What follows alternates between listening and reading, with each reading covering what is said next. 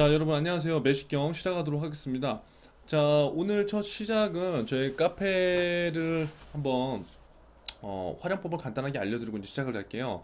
지금 이제 여러분들이 저하고 외식경을 계속 하고 있는데, 기사를 제가 예전에는 이제 블로그로 올렸었는데 기사를 안 올리고 이제 바로 하다 보니까 그런 불편함이 조금 있는 것 같더라고요. 그래서 제가 이제 앞으로 하는 기사는 저희 카페에 여기 금융권 이슈란이 있거든요.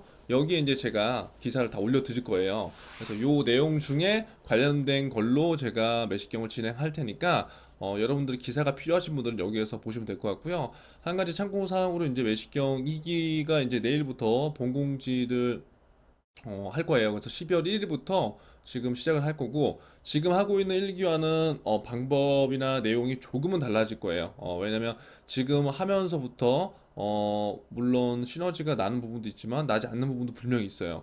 그리고 제가 이제 여러분들한테 제공하고 싶은 것들은 이 환경적인 부분이 굉장히 중요하거든요.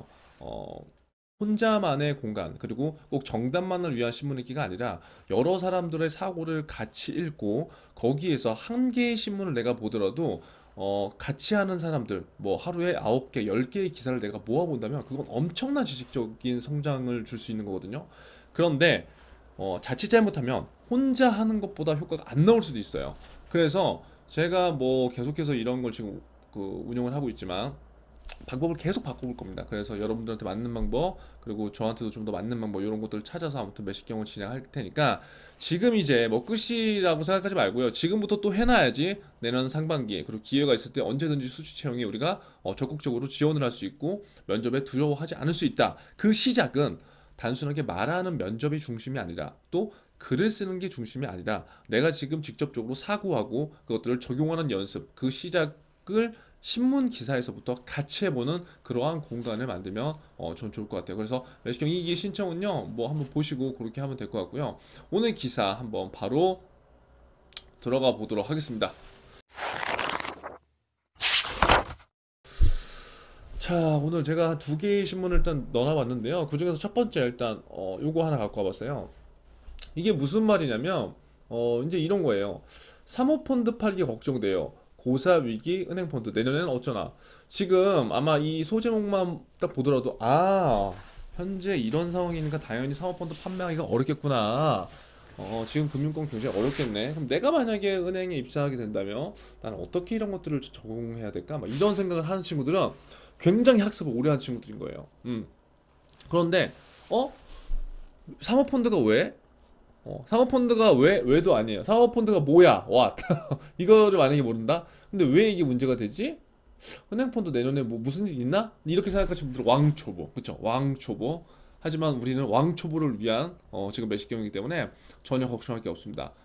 천천히 이러한 기사들 읽어가면 내용이 분명히 중첩되는 게 보이거든요. 그래서 내가 지금 이 기사를 모른다고 해서 좌절할 필요가 있다 없다? 절대 없다. 꾸준하게 세 달만 해라. 세 달을 하면 무조건 팔린다. 자, 빨리 볼게요. 자, 이런 내용이 무슨 내용인지 한번 볼게요. 제가 풀어서 설명을 해드릴게요. 서울 강남구에 있는 A은행에서 PB로 일하는 오대영 씨는 드물게 생긴 사모펀드 가입 희망 고객이 부담스럽다. 이게 무슨 말이냐면 지금 이 오모 씨가 PB로 은행에서 일을 하시는 분이나 봐요. 그런데 사모펀드를 가입하러 오는 고객들이 부담스럽다는 거예요. 이게 웬 말? 이게 무슨 말? 아니 고객이 알아서 걸어서 사모펀드를 가입하러 오는데 뭘 부담이 있어?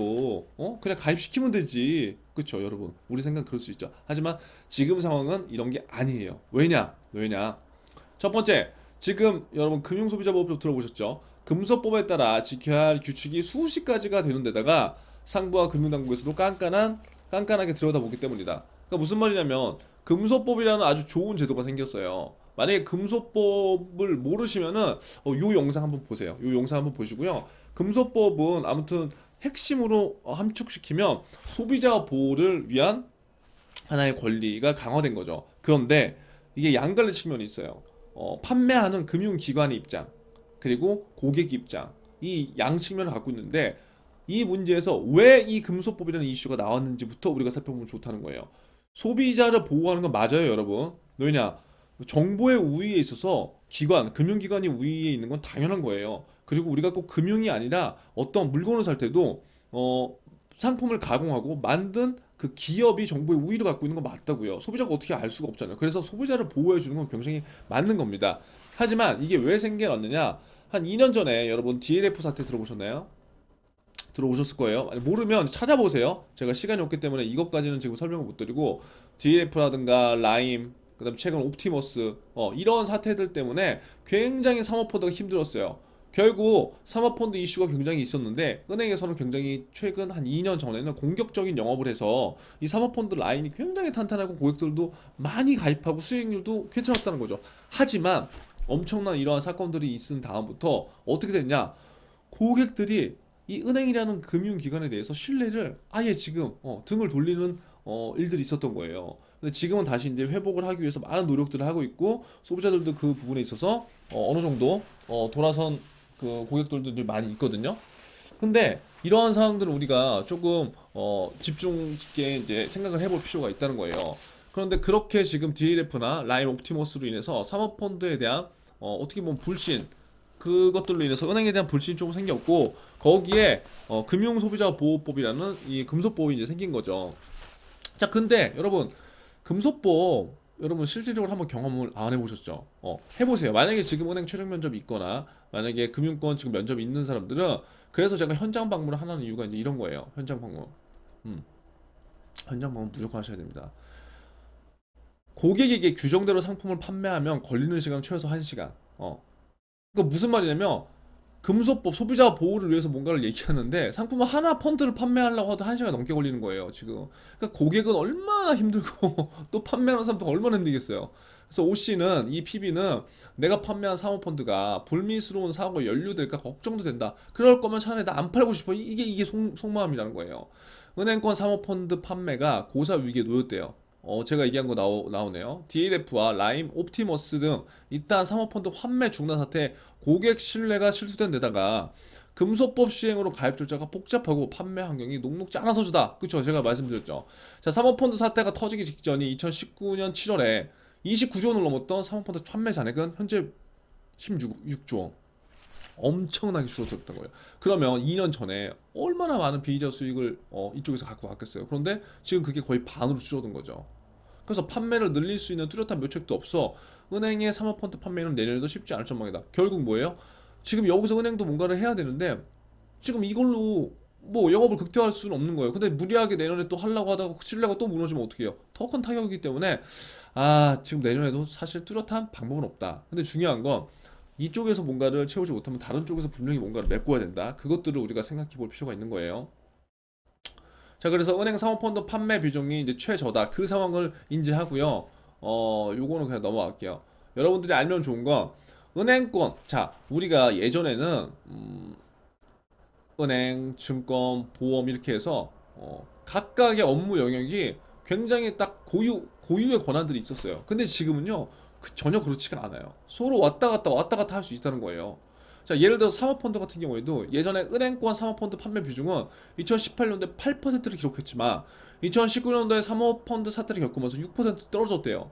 올해는 3%. 그러니까 8%, 6%, 3% 떨어진 거예요. 이러면 3%도 이제 추락할 가능성이 있다는 거죠.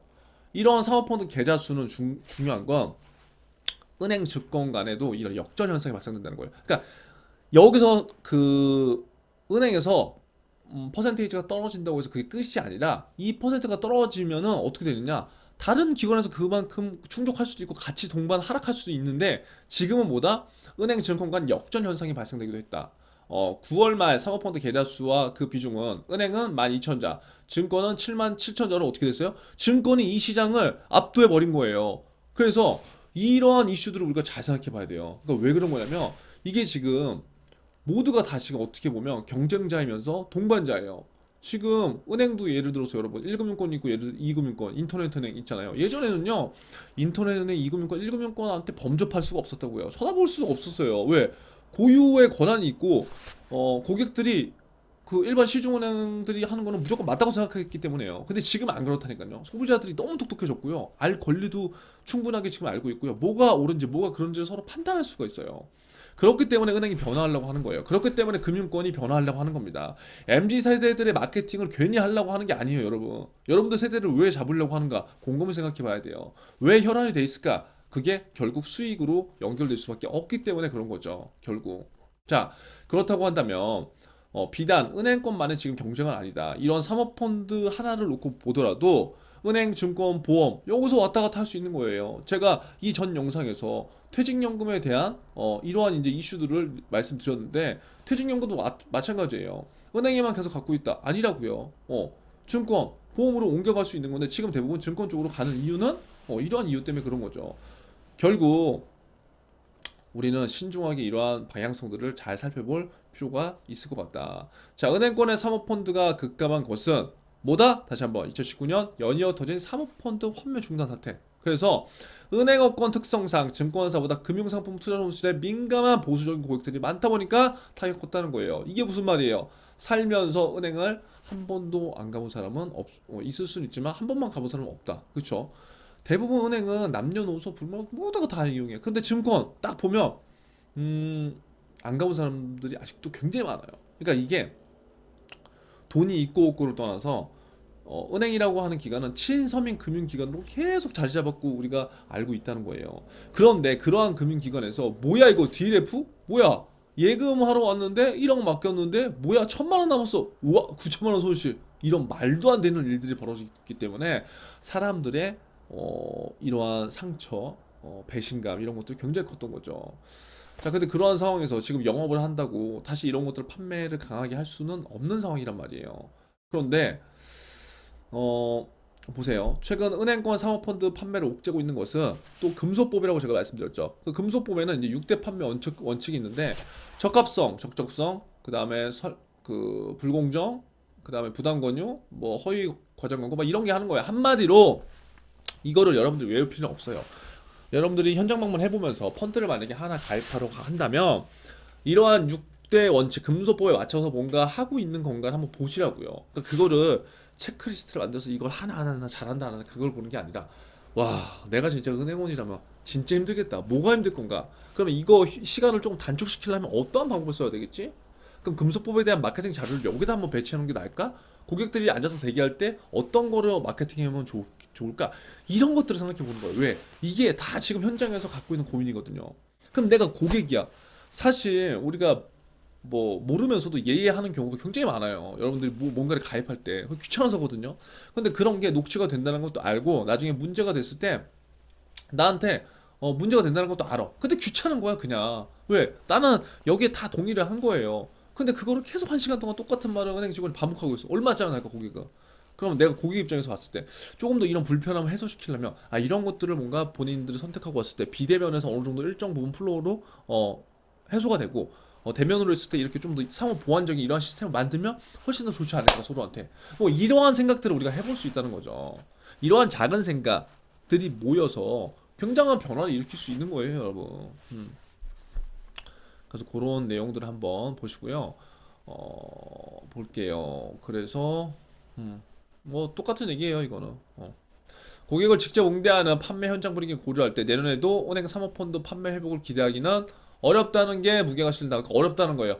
그래서 무리하게 지금 펀드 판매로 뭐 실적을 올리기보다는 리스크 최소화와 신뢰 회복을 위해서 가는 전략. 내년 은행 사모펀드 전략도 이쪽으로 갈 거다. 신뢰에 대한 거. 그래서 국민은행 같은 경우에는 내년에 중이온 중수익 상품 라인업을 확장해서 신뢰감 회복하고 신한은행 같은 경우에는 자산의 위험 정도에 따라서 고객군을 분리해서 상품을 아예 따로 출시한다. 그러니까 이게 뭐냐면 이렇게 된다고 영업 안 할 수는 없는 거거든요. 그러니까 은행별로 이 전략이 다른 거예요. 그래서 방향성을 보시면 사모펀드 시장의 대부분 방향성은 아까와 마찬가지로 쉽지 않다. 쉽지 않아. 하지만 그걸 놓고 갈 수 없다. 놓고 갈 수 없기 때문에 은행별로 각각 다른 전략을 내세운다. 그 전략이 여러분들이 마주하게 되는 지금 최종 면접에 임하고 아니면 내년을 준비하게 되는 그 은행 전략과 어떠한 차이점들이 있는지 그런 것들을 한번 생각해 볼 필요가 있습니다. 지금 만약에 매식경이 처음이시면 이게 굉장히 제가 내용이 어려울 수 있어요. 그런데 제가 한 내용을 몇 번만 반복해 보면요, 진짜 이해가 금방 될 수 있어요. 왜? 같은 내용도 반복되기 때문에. 제가 매식경 1년을 넘게 하면서 이 사모펀드에 관한 이슈들 얼마나 많이 얘기했어요. 옵티머스 라임 사태, 그냥 DLF 그런 거에 대해서 스스로 찾아보고 공부하면 굉장히 많은 인사이트를 얻을 수 있겠죠 스스로. 그래서 아무쪼록 오늘 내용 요거 한번 보시고요. 시간이 너무 많은데 그 두 번째 내용은 한번 볼까요?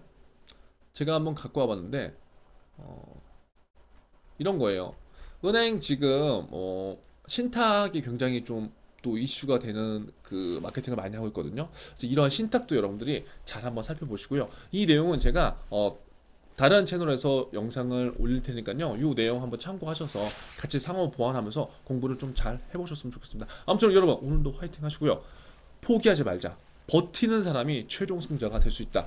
이 말 꼭 기억해 주세요. 화이팅!